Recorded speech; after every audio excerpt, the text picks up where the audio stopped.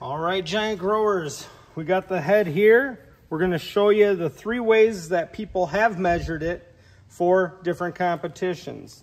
The first way is they will go underneath the sunflower, and they will go from the longest green petal, if you can see the green petal here, the longest green petal under the bottom to the other longest green petal, which brings us to 15.5-inch head, according to that measurement. The next measurement is the over the top. This is the way that Guinness used to get the 32.25-inch world record. And this is the way I did my 32-inch sunflower. So how you do this way is you will go from the end of the green petal. You will bring it parallel right up to the base, and then right over the top, the dome, to the green petal, and then out. And that gives me a 21-inch head here. That is the second way of measuring it. The third way that some competitions do is they will do a circumference. That is nice and simple, just goes around the sunflower like so. And what this will do is this will give us a very accurate measurement to the head size. And that comes in at 33 inches. So 33 inches on the circumference. Now those are the 3 ways that you will find at competitions, them doing the measurements. The way we are going to do it is going to be a bit of a hybrid. And it's the way that Garden of Giants is going to, going forward, do all wide head sunflower measurements. And the reason for that is, first off, we want a standard. We want the same thing happening all the time, every year. And the second thing is we want to do it to where we get a true volume measurement of the head. So we don't care about these green petals. They don't really do anything except, you know, like on my 32-inch, I want to say my green petals were like 3 inches on each side. They were huge. But that doesn't really give you true volume of the head. You don't really know. So the hybrid that we're going to do, and that I really want every single person that's going to turn in a wide head sunflower for our rewards and recognition initiative, so state records, province records, country records, is I need you to do the circumference measurement. That's going to be measurement number 1. We already know this one is 33 inches.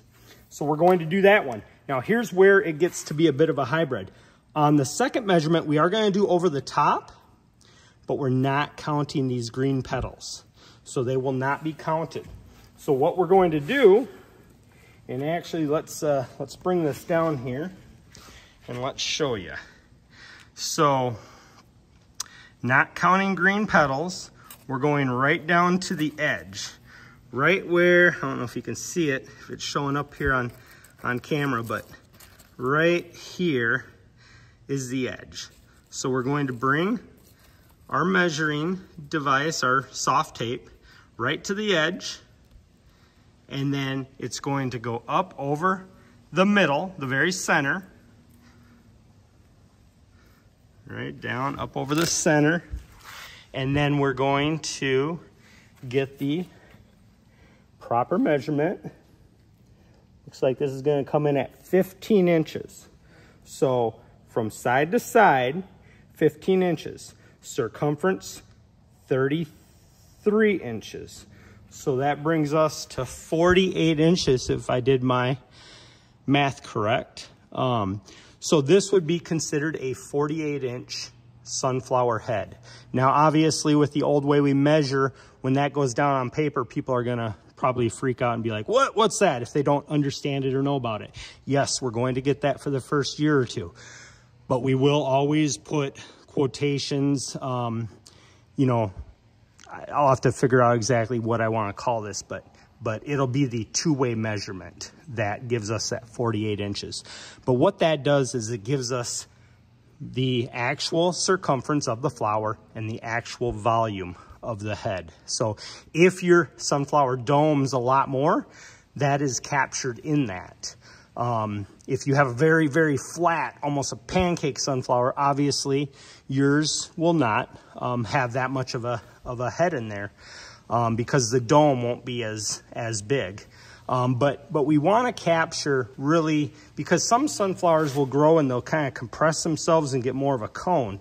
Well, if you just do a circumference or you do a side petal end to petal end, you know, it's always going to be flawed. So I think this will give us the best chance of getting an accurate reading.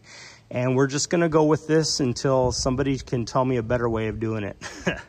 But thank you so much for watching, you guys. A lot more examples on how to measure stuff. We're going to do it all. You know, gourds, pumpkins, marrows, tomatoes. Tomatoes are a big one. So if you like it, like the video, subscribe to follow along on all the different measurements for records.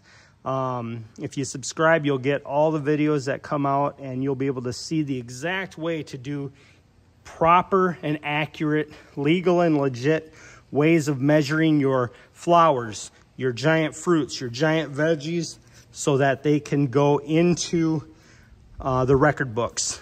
And then they're not ever just unofficial weight, length, and so on and so forth.